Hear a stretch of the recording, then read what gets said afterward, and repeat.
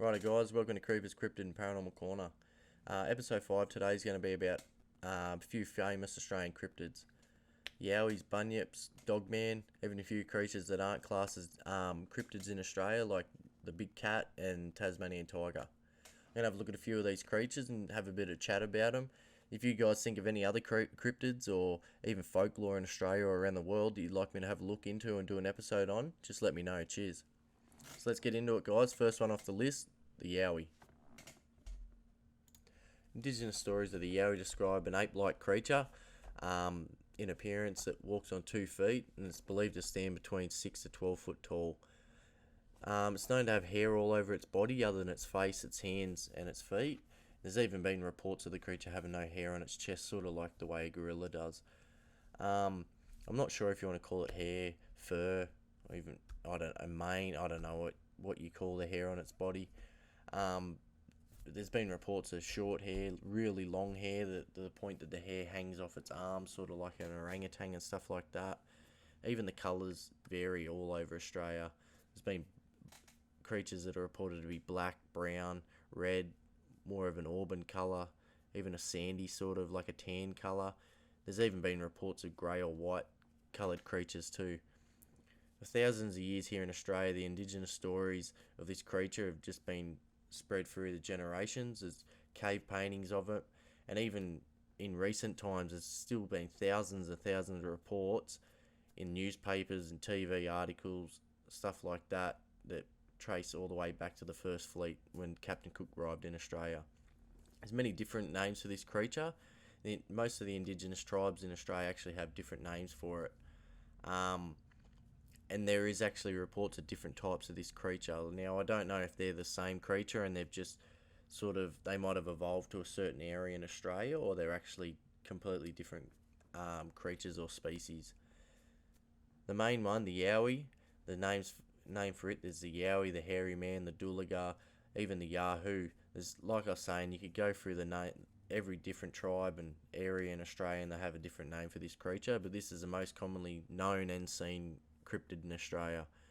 It's the one, like I said, stands at between 6 to 12 foot tall, and this one's got to be related to the other ape-like creatures that are seen all over the world, like the Bigfoot and the Sasquatch from America, the Yeti or the abominable snowman from the Himalayas, the orangutan dek, which is the Southeast Asian type of of Bigfoot or Yowie, and there's even the Alma, and it's the Russian type of Bigfoot. Like I was saying, all across Australia there's stories and that, and even across the globe, every country has a different name or a different appearance for this creature, like whether the colours or the height or the weight of the creature changes. But yeah, there's stories everywhere about them. The folklore, it's been going on for thousands of years. It's not like a fad that just started up overnight. A lot of different stories about this creature from all the indigenous tribes around Australia. It's just crazy the difference between them. Some tribes say that back in the day they actually used to trade items with these creatures.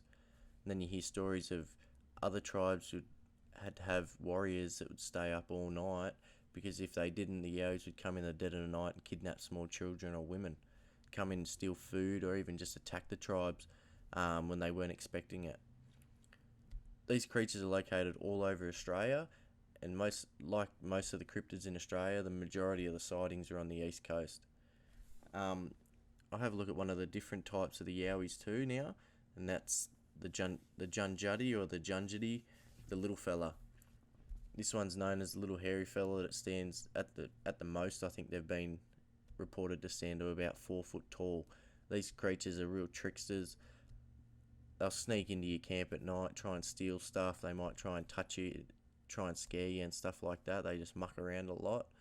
I've heard stories of guys going into the bush, stopping to have a drink and stuff like that, and they've actually snuck up behind them and tried to grab stuff out of their hiking bag and stuff, before they even knew what was going on. There's some stories of them being very territorial and even getting very aggressive, it's crazy. And they reckon they're so small, and they reckon they're the most dangerous of the types of Yowies in Australia.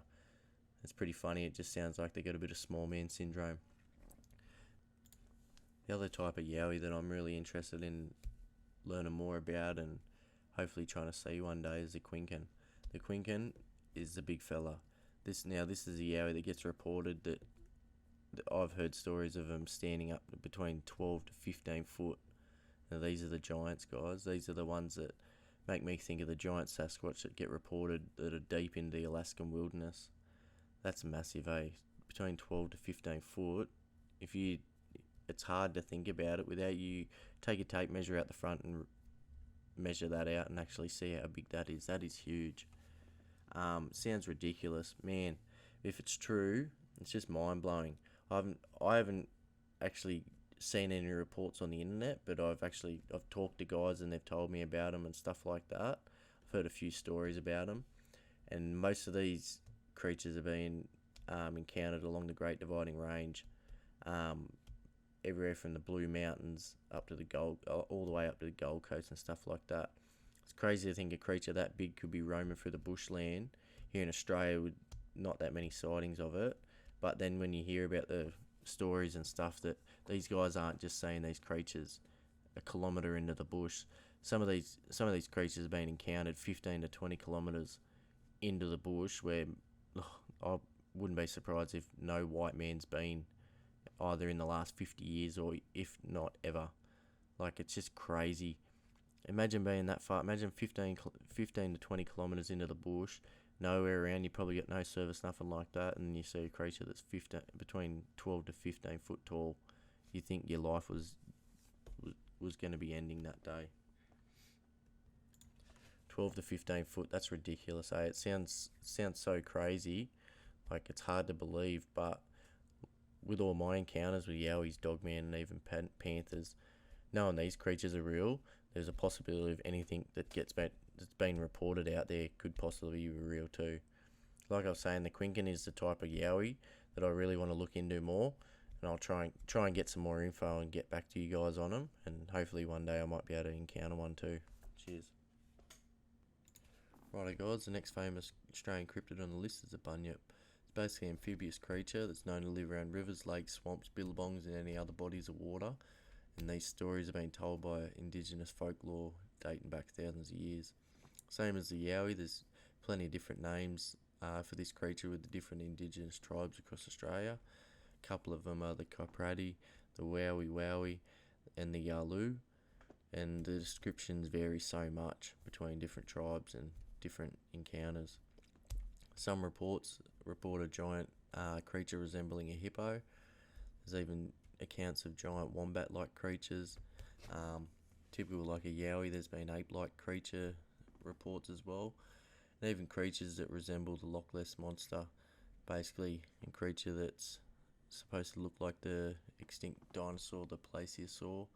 And even things like it could have been a dugong, and the indigenous people or any other people that have reported sightings of the bunyip mightn't have known what a dugong was and seen it and freaked out, thought it was a monster. Most of the stories of these creatures basically say that it's nocturnal, and there's a lot of indigenous stories telling children to stay away from the waters of the billabong at night because the creature would come and take them. But then at the same time, there's actually stories of the creature being a harmless herbivore that didn't attack unless it was provoked. Some of the descriptions of a giant-sized wombat actually make me think that these stories have been passed on through generations of thousands of years of indigenous people. They could have been encounters with one of the last of the Diprotodon. The Diprotodon was known to be the largest ever recorded marsupial. It was closely related to the wombat and the koala of these days. The Diprotodon was one of the last living megafauna on the Australian mainland, and fossils have shown that it grew to almost 3 metres long, about 2 metres high, and there's been estimates that this creature get up to a whopping 2,500 kilograms. Now, if you encountered a pissed off wombat in the Australian bush, you know how tough the buggers are, and if they're provoked, they aren't afraid to have a go at you. Just imagine that, but the size of a Diprotodon. You could just imagine these creatures being annoyed or attacked by indigenous people and attacking out of defence. Or you could just imagine it having a shit day, and imagine the damage a creature that size could do to a child or even an adult. Could the Diprotodon be an answer to the bunyip? There is a possibility with this creature, because they're known to have gone extinct about 40,000 years ago, and nearly every year the estimate of how long Aborigines have lived here in Australia changes, and it's up to well over 100,000 years now. So let's just say that there is a chance that Aborigines have lived side by side with these creatures for a minimum of 60,000 years. That could explain it. I'll have to do an episode in the future on a few of the Australian megafauna. I reckon it'd be really interesting to look into it. My thoughts on the bunyip is that the creature encountered has actually been a yowie. There's been so many reports of people running into yowies around water. I've had multiple encounters with yowies and dogmen out fishing in my kayak, and I know so many reports of yowie encounters around water. Could the people have encountered a yowie coming out of the water? Because you think, like, if you see someone that comes out of the shower or out of the beach or out of a pool, how different they look when their hair's wet and flattened down on them. So you could just imagine how different a yowie could look, even to someone that's had an encounter with one before. And if a person hadn't had an encounter with a yowie, they would tell people this big monster had come out of the water trying to get them. So a lot of these bunyip encounters could possibly come down to misidentification. The next creature I'm going to go into, it's not really a cryptid, the big cats. Big cats all over the world, you know what they are: lions, tigers, panthers, cougars, jaguars, just to name a few. The list goes on and on. But I'm going to call this the big cat in Australia cryptid, because it isn't supposed to be here. And at the end of the day, cryptids are really just a creature that hasn't been proven by science yet. You think about it, 50 years ago, 60 years ago, the highland gorillas and even pandas were classed as cryptids. There's been cave painting stories that go back thousands of years with big cats living on the mainland of Australia.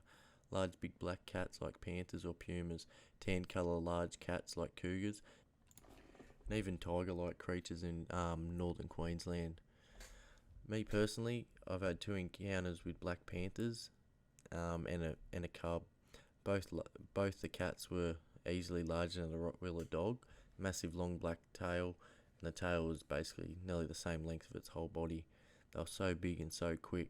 The night we encountered one in the bush while we were out trying out my new camera was crazy. We recorded a cub which was easily bigger than any domestic cat I've ever seen out in the bush, stalking a little rabbit while we hear Big Mama moving around the thick bush not far from the cub. We'd got too close and it started hissing at us and that. And it's nothing like I've ever heard in the bush.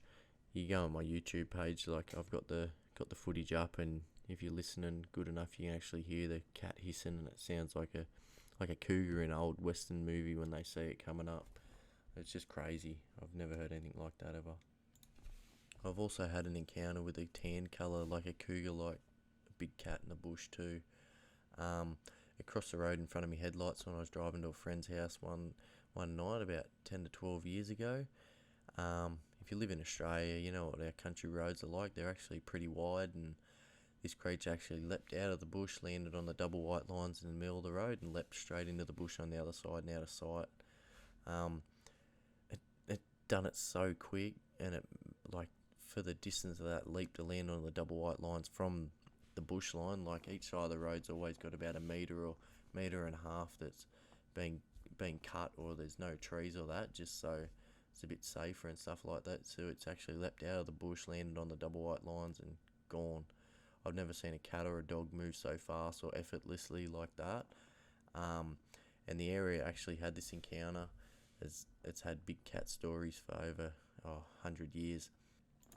I've actually been told by locals on this section of road where I had my encounter for 50, 60 years. Coal mine and truck drivers have actually mentioned seeing big panther-like cats sitting on the side of the road on a big log.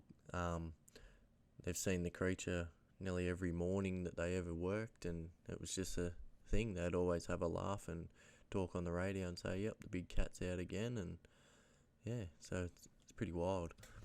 But some of these big cats, could they be relatives to the extinct marsupial lion? Marsupial lion was a large marsupial cat that lived thousands of years ago before it was extinct, and could this be what people are actually seeing? Animals always evolve to their environment. The colours can depend on the surroundings. Marsupial lions were a tan colour, but could some of these creatures actually eventually down the lines turn black as well. So the big black cats could actually still be marsupial lions too. I actually know of an area that people are having problems with wild dogs, and the national parks come in and try to catch them all and that, and they actually killed one and sent it off for testing because it looked a bit odd, and it was actually 100% purebred dingo, and it was jet black. So you think that the main colour of a dingo is the tan colour or more of a whitey sort of colour. For these dingoes to become pure black, and you see how green the bush is around Australia. If you know anything about camouflage, you could be dressed up in jet black and camouflage pretty good in even the brightest of green bush. So could these marsupial lions actually in some areas evolve and change their coat had actually changed to suit their surroundings?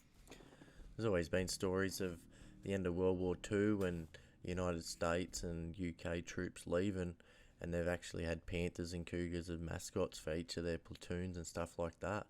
So at the end of the war, there's been a lot of stories of the creatures just being let loose into the Australian bush. I've even heard stories of alligators being released into river systems and near heavily populated towns and stuff like that. But the alligators actually being found dead a few months later once winter hit and it got too cold and they couldn't survive. So it's a possibility they come from that. Another possibility is big cats have escaped from a touring circus and weren't reported because they thought they were getting in trouble, or maybe they just let them go because they were terrible for performing and stuff like that. And there's been a lot of African lion safaris and stuff like that over the years in Australia, and same thing, creatures could have escaped from there, and a couple of them could have escaped, and they haven't been reported because they'd get in trouble or might have been worried they'd get shut down, and these creatures could have started breeding and stuff like that. But yeah, for the reports of big cats being around for thousands of years, there has to be a breeding population of some sort of big, large feline in Australia. You just have to look how elusive these creatures are. I remember reading a couple of weeks ago that they'd finally gotten footage of a type of jaguar in a country overseas. I can't remember what it was, but they actually said that they've known for the jaguar to live in this area overseas for centuries, and they've only just got footage of it in the last couple of months. So just shows how elusive they are and how sneaky they can be. So who knows where these creatures are and how many of them are actually out in the bush. I've actually heard indigenous stories of Aboriginals hunting down these big cats with dingoes because they've known that they've come in and killed people in the tribe and stuff like that. And I've heard of them going out hunting them too and killing them because they couldn't train them to use them to hunt and stuff like that, like they could with the dingoes. So could it be that these things just always been around?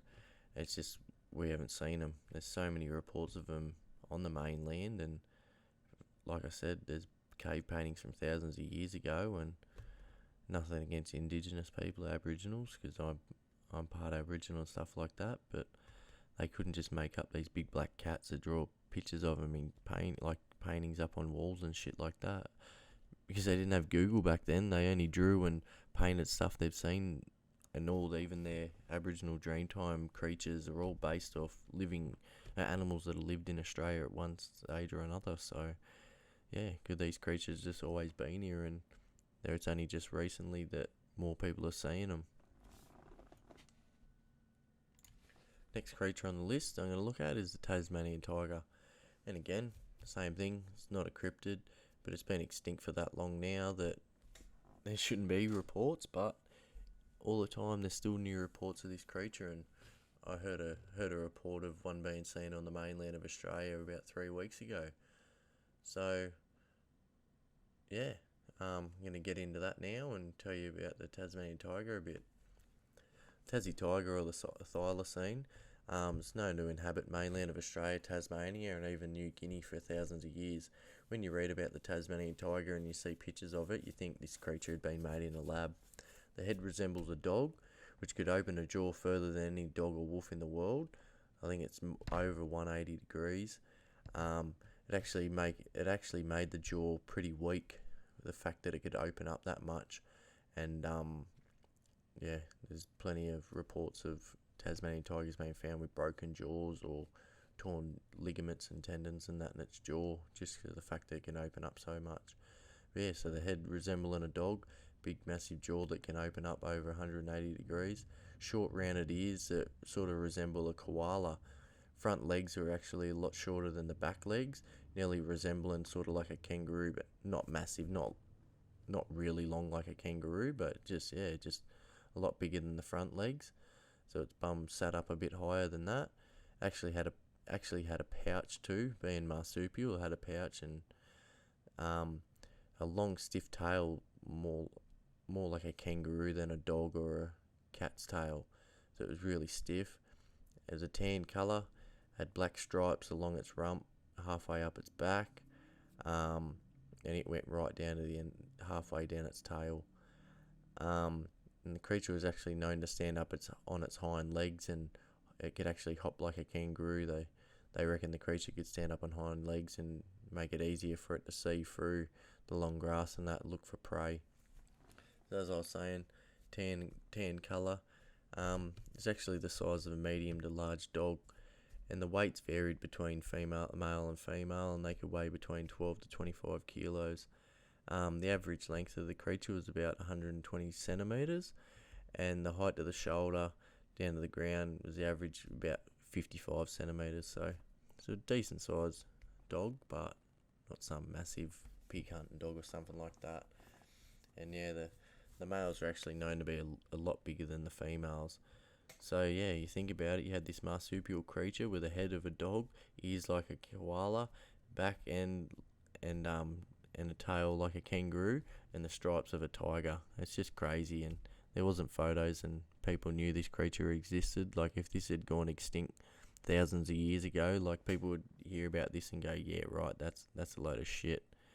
But it's funny because there still has relatives today of this creature today, and Tasmanian tiger is really closely related to Tasmanian devil and even the little numbat. So yeah, if you look up them creatures, that's what it was related to. So it's not a dog, it's not a cat, or even a tiger. Tasmanian tiger only got the name Tasmanian tiger because of the stripes it had. They reckon the Tassie tiger went extinct about 4,000 years ago on the mainland, but plenty of people have reported in the Victorian High Country and even the Blue Mountains near Sydney in papers and stuff like that up until the 1890s. But like I was saying, there's been plenty of reports even up to recently on the mainland, and there's always been reports in Tasmania of the Tasmanian tiger still existing. The last known tiger actually died in captivity in Tasmania in the 1930s. On the mainland, they put the extinction down to a few things. When the dingoes came to Australia, when they started to compete with the Tasmanian tiger, they were just a lot better hunting and stuff like that. So they reckon the tigers might have gone extinct. They run out of food and stuff like, not run out of food, but they couldn't compete with the dingoes. A lot of their prey might have died off at around the same time too. There's reports that they could have been killed off by Aborigines. Same thing, they couldn't train them like they could train the dingoes, and maybe thought they were killing people or hunting too much of the food that they needed to eat, so they killed them off. And even climate change, I've heard a lot of that when it was the main predator on the mainland, like maybe the drop in temperature or the raise in temperature was just too much for them to keep up hunting the way they were, and actually died off. So as I was saying, the last known Tasmanian tiger actually died in captivity, and it was on the 6th of September 1933. Little guy's name was Benjamin, and they reckon he was left out overnight. Instead of bringing him into his little den that he slept in, he got left out in the elements, and anyone knows what Tasmania is like, even in summertime. As soon as the sun goes down, it's just freezing. So because it was used to sleeping inside and that, they reckon it just died in the elements. What a shitty way for an iconic creature to go extinct. It was pretty much hunted and killed off in Tasmania after farmers thought it was the Tasmanian tiger killing their sheep, which they reckon now they've proved that the Tasmanian tiger's jaw bones were actually too weak to take down something like a sheep or a goat and that. So they actually put it down. They reckon a lot of them were misidentified, and it was actually wild dogs that killed their sheep and stuff like that. there was actually a bounty put on their heads, and they were getting paid real good money to go out and kill these adult tigers. And I think they even got a lot of money for cubs to be brought in, whether they were dead or alive or not. But the bounties just went crazy between 1888 and 1909, and they reckon there wasn't many tigers left out in the wild after that. People just got greedy and were just killing them for the sake of making money. But just think about this for a second. The size of Australia, it doesn't look like much on the map, but it's actually, the land mass is the same, probably about the same size of the populated areas in the United States. If they had all got pushed together, I reckon Australia would probably actually be bigger. They've got 380 million people or something like that. We've got 24 million people that live in Australia, and that 24 million people only inhabit about 10% of the land mass. 85% of the population actually live within 50 kilometres of the coast, so that's just fucking wild when you think about it. And 40% of the country is actually desert, so people don't live out there, and if they do, they're just nuts. How can anyone in their right mind sit there and think, yep, Tasmanian tigers are actually 100% extinct? There's still bushland 100 kilometres from Sydney that no white man have ever stepped foot in. There's no way you could ever sit there and know that there's not one of these creatures left. Or are they going to get all the people in Australia to line up hand in hand and walk through the bush and push everything out the other side to Western Australia and say, yep, there you go, told you there's no Tasmanian tigers? You only got to jump on the internet and look it up, and there's thousands and thousands of reports of this creature on the mainland still. Like, it just makes you laugh. The sightings in towns with massive populations, sightings on freeways, hundreds of thousands of people drive along every day. There's been sightings on freeways where they've seen a Tasmanian tiger dead on the side of the road, and by the time they realise what it was, turned around and headed back 10-15 minutes later, they're gone, never to be seen again. People have seen them on their farms, people have seen them on hiking tracks. I've even heard of places people have actually said that they've seen full breeding populations, and they reckon the government know about it, and they're trying to keep it quiet so that maybe they can breed the population up enough and they could actually bring them off the extinction list one day. When you think about it, there's people in Australia that don't even realise how big Australia is, and don't even realise that there's so much land that still hasn't been explored yet. Like, all you have to do is go to your own national park, closest one to your house, go for a walk, go 10 metres off the track, and you got a chance of getting lost and never being seen again. I hope they're out there still, and hopefully I'm lucky enough to see one day, and hopefully there's that many of them we might be able to have them as pets. It'd be awesome. I was going to add Dogman to the list tonight, but I'm going to cut it short. I've gone on long enough. You're probably all bored, and I'd rather do a whole episode on Dogman. There's so much going on with this creature. There's so many different variants, so many different encounters, and the way they act, and it's just crazy. The last 12 months there's actually been more reports of the Dogman than any other cryptid in the whole world. So I'm going to do a whole episode on that, but for now, I'm going to call it quits, and hope you guys enjoyed it. And if you haven't liked and subscribed to the channel, I'd appreciate it, and share it around a few of your friends. But till next time, guys, keep safe out there. Cheers.